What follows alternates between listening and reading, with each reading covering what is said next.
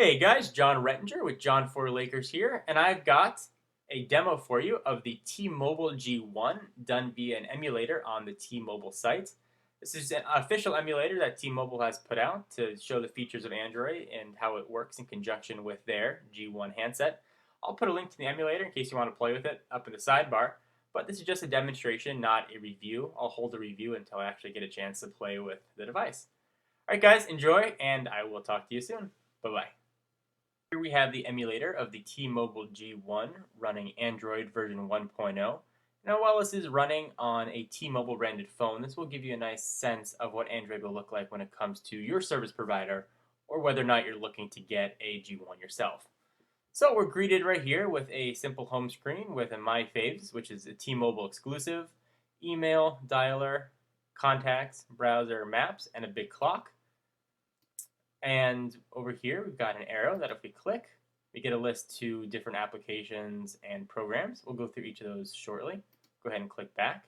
You can also take your finger and swipe over and be greeted with a simple Google search where you search and it launches a browser.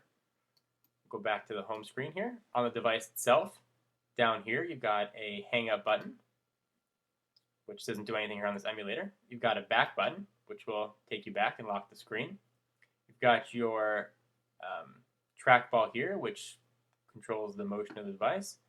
Home screen, which will take you home, and a dialer, which will take you to the dial pad. So the screen is locked right now. We'll press menu to unlock. And there we go, we're back at the home screen. So for those of you that are looking to get the G1, you'll notice the familiar My Faves. It's not functional here since this is just an emulator, so we'll hit the home button to go back. You've got your email. You can see what the email looks like on the G1. Inbox, inbox drafts. You can scroll, spam, and trash. You can see what a new message looks like here. This is just a sample on the emulator. Read the text, reply, and it is full HTML email. Let's go back to the home screen. Your dialer, use the keyboard to dial, so you use these buttons here to dial. And hit the green button to send. Also across the top, you've got 4 tabs, the dialer, your call log, where you can see what calls were missed or sent or received. Contacts, you can scroll through your list of contacts, very similar to how you can on the iPhone. And a very familiar favorites, which is what the iPhone pioneered and replaced for speed dials. So go back to menu. Actually, go back to home, excuse me. So we just showed what the dialer looks like. And there's a contacts yet again. The browser, not functional here, unfortunately, on the emulator, but you can see what the browser does sort of look like. It is a full HTML browser a la the iPhone, and supposedly is very good. From the demos I've seen, it's a little bit choppy, not as smooth as the iPhone, but still is a very nice alternative. So we'll go back home here. Maps. Screen's obviously not functional because, again, the emulator, but here you would have access to full Google Maps as well as Street View, which is something unique to the G1 right now. So if we hit that little arrow, pulls up all the different features and functions that it has. It's got an alarm clock, very simple, which you can set. Open this back up here. The browser, again, it's got a calculator, not functional, but it is a simple calculator. Your calendar, here's what the calendar looks like. Again, not functional. This will all be functional, of course, on your actual device. Camera, this is what you'd see when you want to take a picture. Go back. Contacts we saw, dialer we saw, email we saw. Now, one interesting thing about Android is that it syncs all your Gmail applications. There's no way to sync it from a computer to your device. It has to be all done through Google's proprietary Gmail services. So here's what Gmail would look like on there.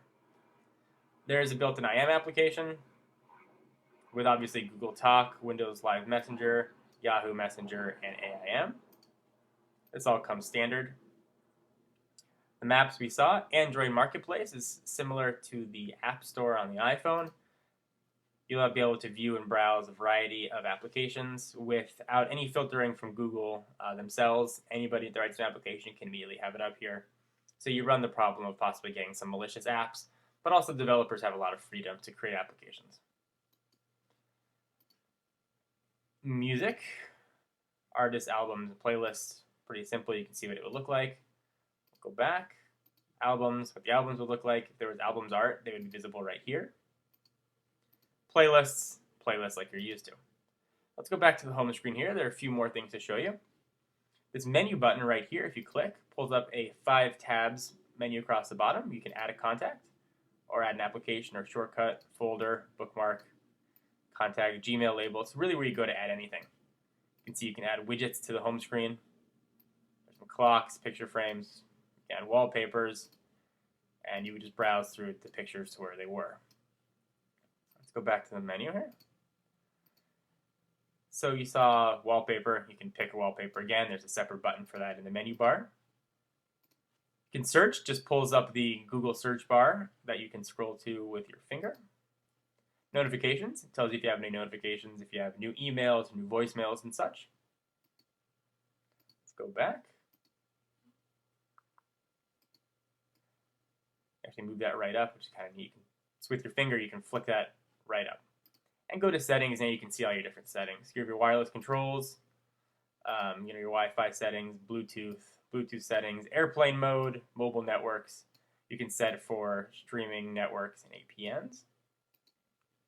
Call settings, voicemail, call forwarding, operator selection, all the things you'd expect in a mobile device, sound and display, ringtones, volume, ringers, audible touch tones, brightness, screen timeout, and the like.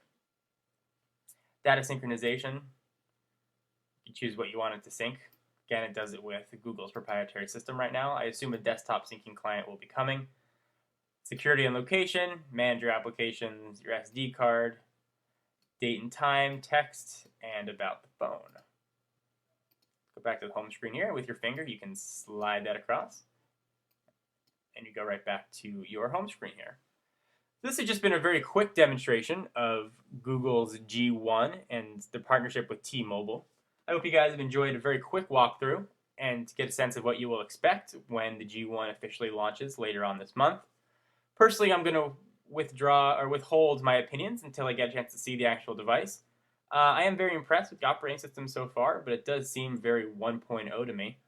But I like to see what it looks like when the device is actually in hand. So guys, this is John Rettinger with John4Lakers with a real quick overview for you of the T-Mobile G1. Talk to you guys soon. Bye-bye.